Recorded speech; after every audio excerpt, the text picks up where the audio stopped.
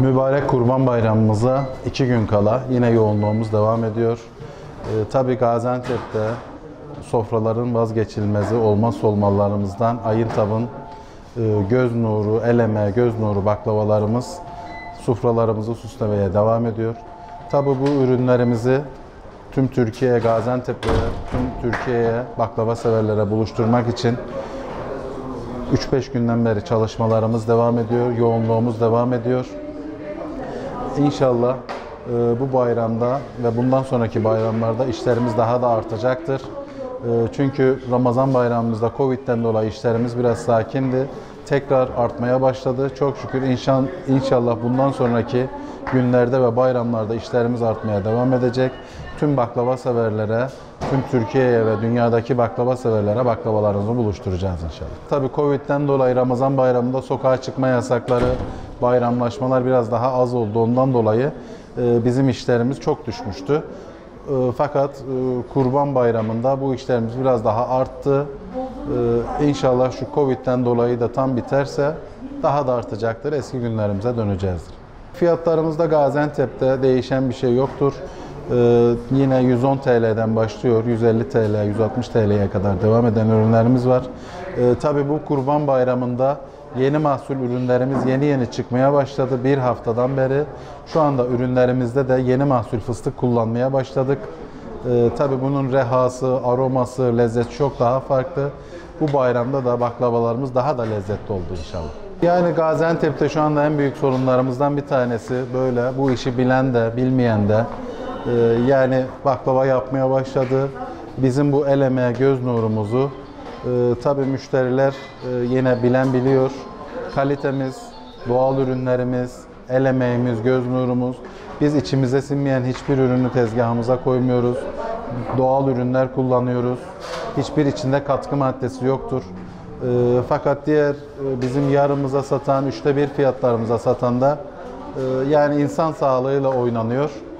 Buna da tabii biz Baklavacılar Derneğimiz olarak İl Tarım Müdürlüğü'nden dolayı karar alındı. Artık o merdiven altı baklava yapanlar, ucuz baklava satanlar Gaziantep baklavası yazamayacaklar.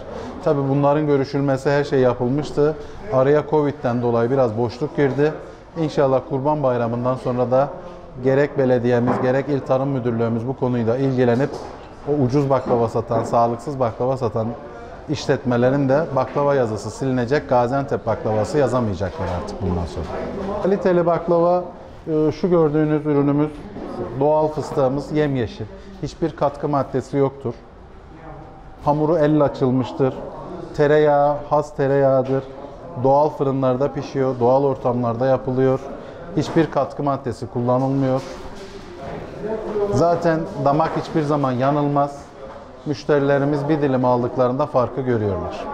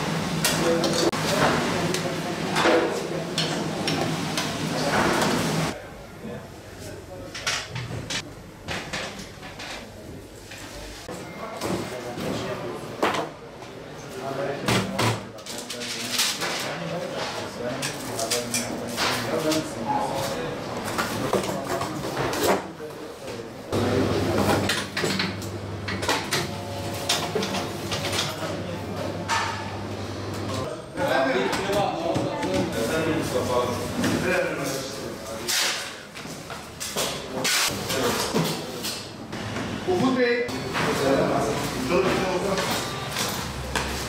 Kilo şebek yapıyor musun?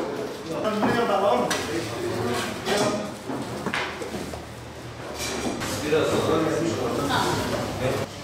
Bir sıra var çıkar sen. Hemen. Nefes bana bak. Bilgilerini al. Bilgilerini biliyorsun değil mi? Ona göre tamam. Bilgilerini al.